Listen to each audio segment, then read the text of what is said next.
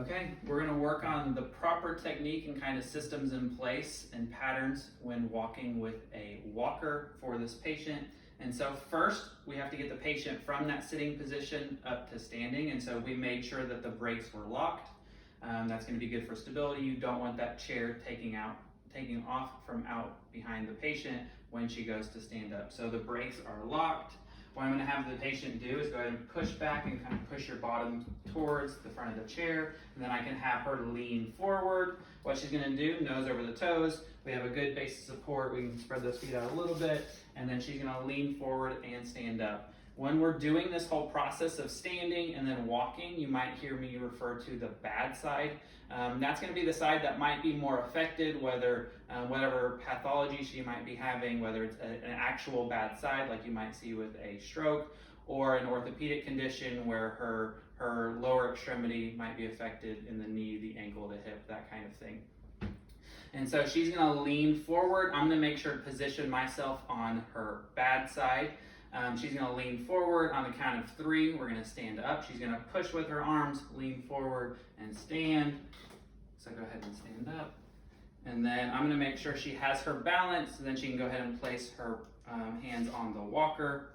And so first off, we want to make sure that the assistive device is in an appropriate position. So as you might have to give cues for that patient to stand up nice and tall and have good posture. What we're looking for is that her wrist hits right at that handle of the walker. And so this looks like it's in good position for the patient. It's not going to have her sit too far or lean too far down or be too high.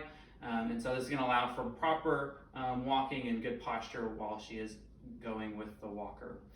Key thing here is for me to have a good underhand grip of the gait belt if the patient is of need, for me to be hanging on to her while she is walking for stability and balance purposes. And so I'm going to make sure to have that good underhand grip while she is walking. I don't want an overhand grip or just a few fingers. That's not going to allow me to be prepared to help her if she were to lose her balance and that kind of thing.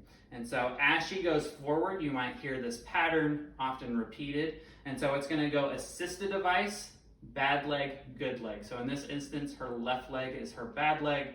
And so this is called a step 2 gait pattern. The walker is going to go out in front. She's going to step with her left leg into the walker and then her right leg into the walker. And she's going to repeat this pattern again, pushing that walker forward, left leg and right leg. Again, I want to make sure the walker doesn't get too out in front of her. She's going to be taking steps into the walker. And then I'm going to be positioning myself to allow for any sort of stability cues that I'm going to have to give her in order that way she is safe with the assist device while she is walking.